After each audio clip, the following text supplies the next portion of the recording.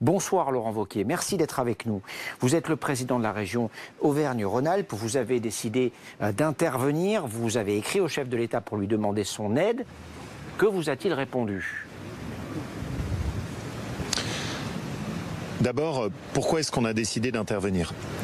Vous l'avez dit vous-même, c'est une histoire qui est à la fois à peine croyable et qui est malheureusement tellement symbolique de nos renonciations et de nos hypocrisies. D'un côté, des grands discours sur les valeurs de la République au plan national, mais de l'autre côté, sur le terrain, une réalité cruelle où souvent les maires sont désemparés quand ils veulent lutter contre le communautarisme.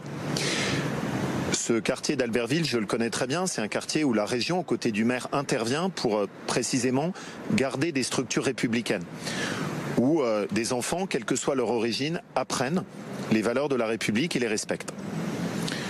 Le projet qui est porté par Milly Gorush, vous l'avez évoqué, c'est juste de construire dans ce quartier une école hors contrat dont l'objectif affiché est de soustraire les jeunes familles turques à l'influence de la France.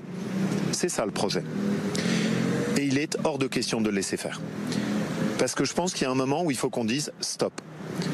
On a quand même suffisamment payé cher nos lâchetés, nos aveuglements, l'absence de lucidité par rapport à l'islamisme politique pour ne pas accepter en plus des projets comme celui-là. Donc Laurent Wauquiez, qu'est-ce que vous avez demandé au chef de l'État et qu'est-ce qu'il vous a répondu ? Alors, il y a deux choses que j'ai demandées. La première chose d'abord que j'ai demandé, c'est qu'il y ait une enquête qui soit menée sur le financement de cette école. Le projet dont on parle est un projet qui se compte en millions d'euros. L'association locale n'a évidemment pas les financements pour pouvoir le porter. Ça signifie que ce qu'on pense, c'est qu'en réalité, le projet est financé par l'État turc. Si nous, la France, on allait construire une structure scolaire en Turquie, dont le gouvernement ou des élus turcs ne voudraient pas, je n'ai aucun doute qu'Erdogan le bloquerait. Il faut qu'on arrête de fermer les yeux sur ces structures qui sont en réalité financées par des puissances étrangères, qui jouent un rôle très ambigu par rapport à la France. La deuxième chose que j'ai demandé, c'est que le maire d'Albertville ne soit pas laissé seul par rapport à ça. Et qu'il y ait un soutien qui lui soit apporté et que ce soit le gouvernement français et l'État français qui bloquent ce projet. Ce soir, on a eu une première nouvelle qui est pour nous une première avancée par rapport au travail de mobilisation qui a été le nôtre avec le maire d'Albertville. En effet, nous avons appris que la loi sur le séparatisme, qui initialement ne comprenait aucune disposition sur ce sujet, allait être changée avec un amendement qui devrait permettre de s'opposer à des écoles hors contrat qui sont financées par des puissances étrangères. Pour nous, c'est une première avancée concrète par rapport à ce pourquoi on s'est battu.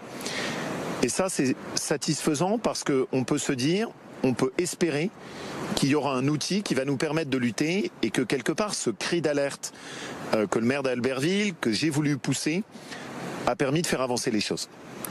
Le président local, c'est l'avancée de ce soir. Et c'est une bonne nouvelle pour vous, je l'imagine. Le président local de Milly Gorush dit la justice nous a donné raison. Nous sommes musulmans et citoyens français. Pourquoi est-ce que notre projet poserait problème alors qu'il y a beaucoup d'autres écoles, des catholiques, des juives ? Nous ne sommes pas des islamistes. Qu'est-ce que vous lui répondez ? Milly Gorush, c'est une association qui a refusé de signer la Charte pour la République. C'est une association qui est totalement financée et instrumentalisée par l'État turc. Et c'est une association qui très clairement affiche dans ses buts l'objectif de soustraire à l'influence des valeurs républicaines une partie des familles qui sont sur notre territoire. Est-ce que vous demandez son interdiction ? Je connais trop ce discours qui est porté par ces gens. Je considère sincèrement que la question se pose. Parce que, regardez, à Strasbourg, là pour le coup avec la complicité de maires de sensibilité Europe Écologie Les Verts, ce sont eux aussi qui sont derrière le projet de construction de cette mosquée. Je pense personnellement que nous sommes trop naïfs par rapport à des gens comme ça. Et vous avez raison de le souligner. Bien sûr qu'ils instrumentalisent la loi. Bien sûr, et c'est le pire, qu'ils retournent la République contre nous-mêmes. Et qu'ils se faufilent dans les moindres fissures. Mais vous vous rendez compte où on en arrive ? Qu'il n'y a qu'à l'arrivée, c'est un juge qui aurait la décision qui s'imposerait par rapport à un maire et un élu de la République. Et je voudrais compléter ce que je vous ai dit. On est très prudent et très lucide par rapport aux annonces qui ont été faites cet après-midi. Parce que en France, on a parfois tendance à penser qu'un projet de loi règle un sujet. Personnellement, j'ai appris que ça n'était pas toujours le cas, loin s'en faut. Et pour nous, quand le projet sera vraiment réglé, quand le sujet sera vraiment réglé, c'est quand l'école sera bloquée. Quand le projet de cette école islamiste turque sera arrêté. Donc notre sujet à nous, c'est pas qu'on modifie la loi en faisant semblant d'apporter une énième réponse, c'est que le projet concrètement soit bloqué. Parce que malheureusement, ce que raconte aussi ce dossier d'Albertville, c'est l'écart grandissant entre d'un côté des lois qui sont pleines de bonnes intentions, des déclarations politiques nationales dont je veux croire à la bonne volonté, mais la réalité de ce qu'on voit sur le terrain, où les outils pour bloquer le communautarisme sont extrêmement difficiles à appliquer. Donc je suis content qu'il y ait cette décision et qu'on ait pu faire bouger les lignes et qu'il y ait un amendement qui soit fait à la loi contre le séparatisme. Mais pour nous, la vraie victoire, ce sera quand on sera sûr qu'on a pu bloquer cette école islamiste turque sur Albertville. Donc très concrètement, si je vous comprends bien, le préfet va pouvoir s'opposer à la construction de cet établissement scolaire. Qu'est-ce qui va se passer pour vous après? Qu'est-ce qu'on fait? Pour nous maintenant, pour l'instant, le maire a décidé de faire appel. Parce que c'est aussi une course contre la montre. Donc le maire fait appel, je lui apporte tout mon soutien pour pouvoir suspendre la décision de justice.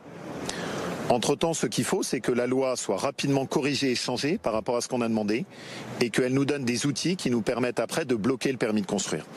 Et en attendant, je pense que ce qu'on doit faire, c'est qu'il faut clarifier le fonctionnement de Milly-Goruch.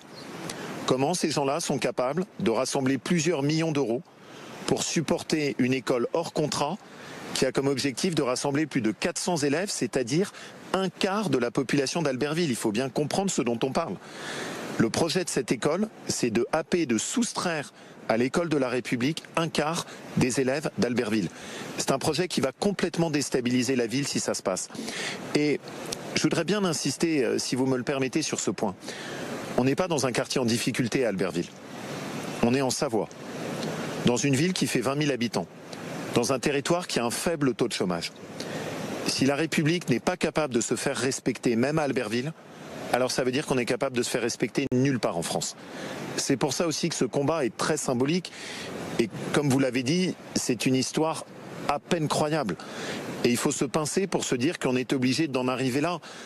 Honnêtement, ça ne m'amuse pas et ça n'amuse pas le maire de se dire qu'il faut à ce point-là qu'on se fasse entendre, qu'on monte le son pour que juste tout le monde ouvre les yeux et que, par miracle, un peu sur la dernière ligne d'arrivée, on arrive à faire changer la loi sur le séparatisme. Mais j'espère que ce combat sera utile et qu'il servira pour bloquer d'autres dossiers. Monsieur Wauquiez, une dernière petite question au-delà de ce dossier. C'est une information que nous communique Philippe Corbet, le chef du service politique de BFM TV. Une majorité des maires consultés ce week-end souhaitent un maintien des régionales au mois de juin. Quelle est votre position sur cette question ? Vous savez, je pense que si les conditions sanitaires n'avaient pas été réunies, voilà, ça aurait été légitime de dire on repousse les élections. Mais le président de la République a lui-même expliqué qu'à partir de mi-mai, il allait enclencher la réouverture des salles de spectacle, des cafés, des restaurants. À partir de ce moment-là, c'est une question de bon sens. On ne peut pas réouvrir les salles de spectacle mi-mai et dire en revanche qu'on ne peut pas voter fin juin. Donc je pense qu'il y a maintenant ce mouvement qui est enclenché. Pour moi, la réouverture, le déconfinement, c'est pas juste les élections. Ce que j'espère profondément, c'est que la campagne de vaccins dans laquelle on est très engagé, nous, au niveau de la région Auvergne-Rhône-Alpes, va porter ses fruits globalement pour que ce soit les Français sur toutes leurs activités du quotidien qui puissent à nouveau respirer. Et c'est les élections, mais voilà, c'est globalement toute cette vie au quotidien qu'on a quand même beaucoup perdu au cours des derniers jours. Merci Laurent Wauquiez d'avoir pris le temps de répondre à nos questions.